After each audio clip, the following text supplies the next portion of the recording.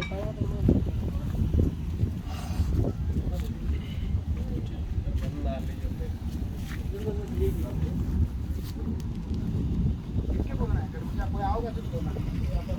दो ताला तो तोड़ो।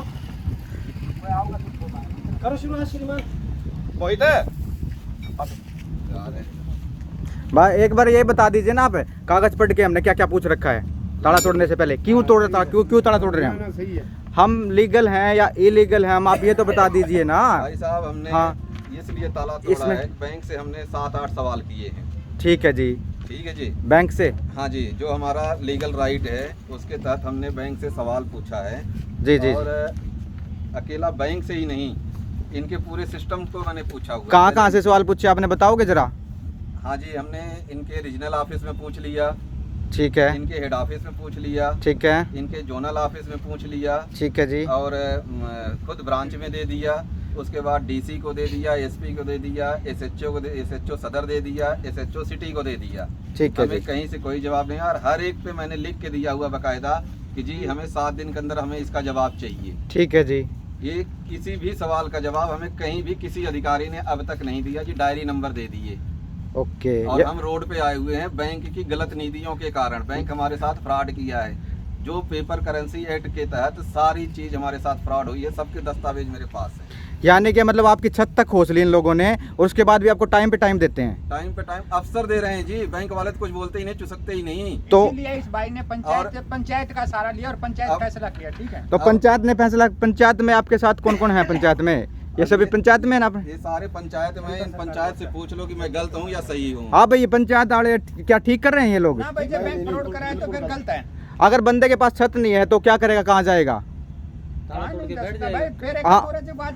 या तो फांसी लगा लें जी, या तो ट्रेन तले आ जाएं। दो ही यहाँ हरियाणा में, तो तीसरा तो कोई रास्ता नहीं है। और कोई नदी तो है नहीं, गंगा जी की छाल मार दे। और ये भी नहीं है कि भाई ने कोई पीछे देने का जेब में रखने। आप पैसे देने के लिए तैयार हो जी। मैं लीगल रुपया, कानूनी तरीका, कानून का तरीका में रह के जो वाजिब है, जो भारतीय मंत्रालय डॉक्यूमेंट है या आरबीआई के जो डॉक्यूमेंट है उनके अनुसार जो मेरा पैसा गलत हो तो मैं जवाबदार हूँ। हाँ, इसका मतलब ये हुआ साफ साफ, मेरा मतलब अगर कोई भी बैंक हमारे साथ ऐसा फ्रॉड करता तो हमें मजबूर कर रहा हुआ अनैतिक कार्य करने पर। हाँ बिल्कुल जी। इसका मतलब तो ये होना भाई साहब, अगर बैंक इन भाइयों की अगर छत खोस लेता है, अगर इनका रहने का मतलब, ये तो रोटी कपड़ा मकान तो हमारा अधिकार है, अगर वो ही चीज खोस लेगा बैंक तो बंदा अनैतिक कार्य करने पर मजबूर नहीं होगा। जबकि ये तो जब ही करवा रहा है हमसे तो। हाँ, जबकि हम कोई अनैतिक कार्य नहीं कर रहे, हम चाहते भी नहीं।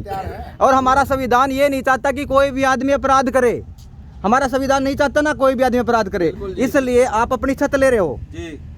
ठीक है जी। भाई साहब, हम तो यहाँ तक लिख के दे दिए कि हमारे ये सवाल का जवाब दे दो। उनके जो 1829 रुपए लीगल वैध करेंसी हमारी बनती है, लेके जाओ।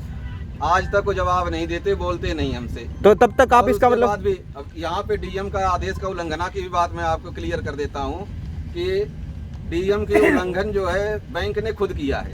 इसका सिस्टम है जी, धारा 14 का जब हमें इन्होंने सेक्शन 14 का नोटिस दे दिया तो हमारा चेक नहीं लगा सकते।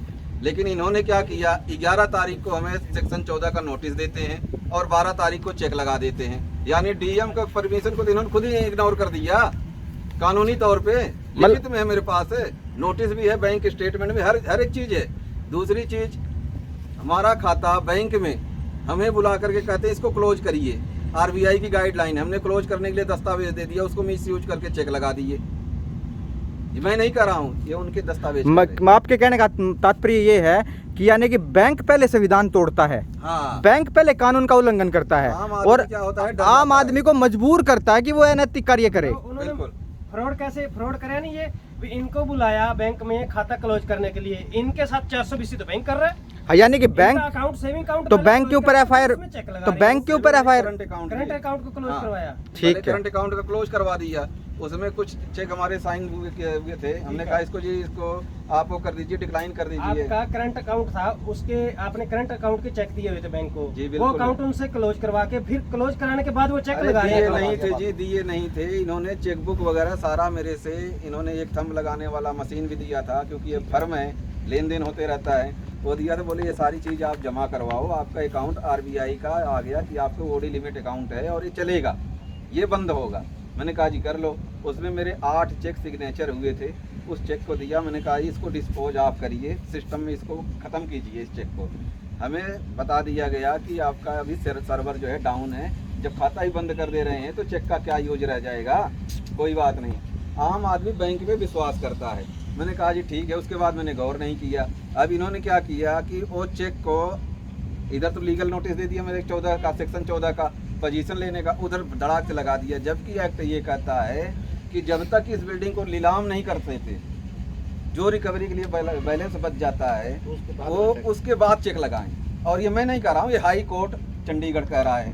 और आपको बता दूं जानकारी के लिए कि हाई कोर्ट का कोई भी जजमेंट होता है, कोई भी फैसला होता है, कोई भी गाइडलाइन होती है, वो ऑल ओवर इंडिया में सारे देश में लागू मान्य होती है। मतलब देश में मान्य होता है। सेशन कोर्ट का फैसला नहीं है, उसके भी है। हमने हालांकि उसको चैलेंज भी कर दिया, मैंने हाई कोर्ट में क्रॉस कराने के लिए हमने लगा दिया, कल लगा दिया। वो भी 1-2 दिन में डेट लग जाएगी, अपने आप पता लग जाएगा। हमारी लड़ाई किसी से नहीं है, हमारी लड़ाई सिर्फ सिस्टम से है। सिस्टम के अनुसार मैं इनको पैसे देने के लिए तैयार हूँ, लिखित में दे दिया। हमारे आवेदन का जवाब दें। 1829 रुपये इनका बनता है। अगर ये फेक करेंसी में मेरे साथ करते हैं, हमें डिजिट देते हैं ये जी, उस डिजिट का हम लेके करें क्या? कहीं भी अगर इन्होंने जो मेरे से एग्रीमेंट किया उसके विषय में हमें सारी चीज़ बताए हों कि इसमें हम डिजिट देंगे तो भी मैं देनदार हूँ, ऐसा कुछ भी नहीं है। इन्होंने जो भी लोन दिया मेरे साथ, इन्होंने किया फ्रॉड मेरे साथ, सीधी बात है। ठीक है, यानी कि बैंक उल्लंघन करता है पहले संविधान का। और अभी जनता सरकार मोर्चा एक का मोरा जो साथी है अपना सारी बात बता चुका है ये भाई इसके साथ में क्या क्या फ्रॉड हुआ है। तो जनता सरकार मोर्चा का ये करते हुए बनता है कि इसका साथ दें और उनसे सवाल हम भी पूछें। हाँ ठीक बात है। तो एक आम आदमी का अधिकार है कि वो सवाल पूछे, दे रखे हैं, उसी का जवाब मांग रहे जो हैं। लिखित में जवाब है उनका जवाब जरूर दे जरूर देंगे जी। और लिखित में ही वापिस दें। ठीक है जी, ठीक है जी। आपकी छत है, इसका मतलब तो आपका अधिकार अब है। हम जी ताला तोड़ेंगे, इसका करेंगे श्री गणेश। फिर दुकान से।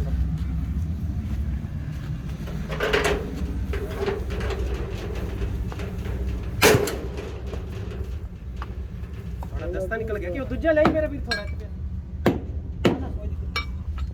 वैसे ही मार देते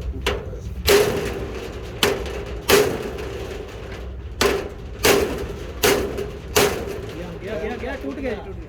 ना रे एक पे मार नहीं। कौन है तो इतना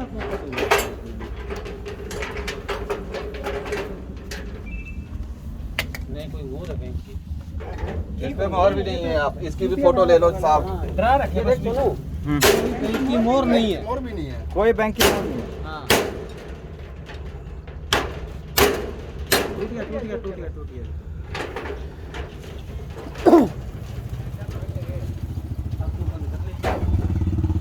बंद कर ले क्या था?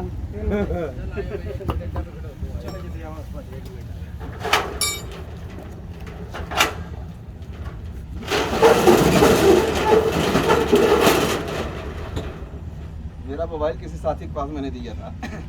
हाँ तो नहीं दियो नहीं वीडियो बनाने खाता। आओ साथी, वो आपको दिखा देते हैं, यूनिट दिखा देता हूँ। चलो जी। ये जनता सरकार मोर्चा के सहयोग से ये भाई ने अपनी छत वापस ले ली, जबकि बैंक है ना हमारे कानून का उल्लंघन करता है। तोड़ दिए हैं बैंक ने हमारे अंदर। अभी इस भाई की रोजी रोटी छीन ली थी, पैसे भरेगा कहाँ से? बिल्कुल सही बात है। समझने की बात है भाई, जिस भाई का कमर रोजी रोटी छीन ली तो उसका तरह बच के गया ना, मकान छोड़ा ना रोजी रोटी छोड़ी। अब आप ये सारी चीजें नोट कर रखा है।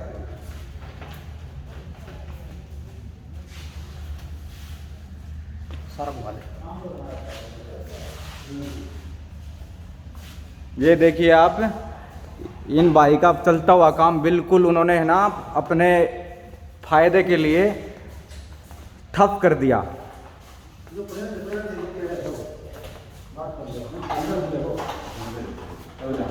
और जबकि किसी भी सवाल का वो लोग जवाब देना ज़रूरी नहीं समझते। एक आम आदमी का मतलब काम ठप, रोजगार ठप, उसके बाद वो क्या करे बंदा।